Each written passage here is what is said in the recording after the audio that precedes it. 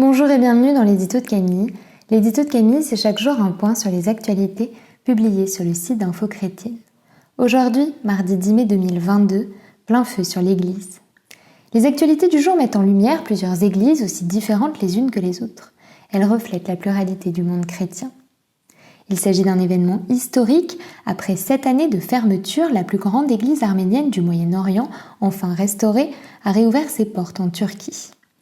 L'église Saint-Cyriaque n'accueillait plus de fidèles car elle avait été endommagée suite aux affrontements entre l'armée turque et les groupes paramilitaires de l'indépendance kurde liés au Parti des travailleurs du Kurdistan.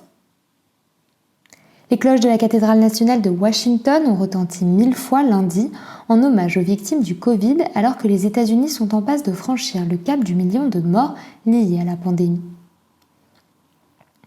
Dimanche 8 mai, lors d'un service spécial à la cathédrale Christ Church d'Oxford, l'église anglicane s'est excusée au nom des chrétiens pour des lois adoptées il y a 800 ans qui ont permis l'expulsion des Juifs d'Angleterre. L'occasion de se souvenir, de se repentir et de reconstruire, selon le chef de l'église d'Angleterre, Justin Welby. Le tribunal révolutionnaire de Téhéran a condamné Anoushava Navodian, chrétien irano-arménien, à 10 ans de prison pour avoir fondé une église de maison.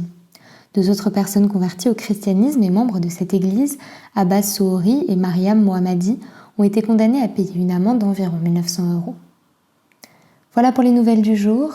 Je vous invite à vous rendre sur le site d'Info Chrétienne si vous souhaitez en savoir plus. Je vous souhaite une très bonne soirée, soyez bénis.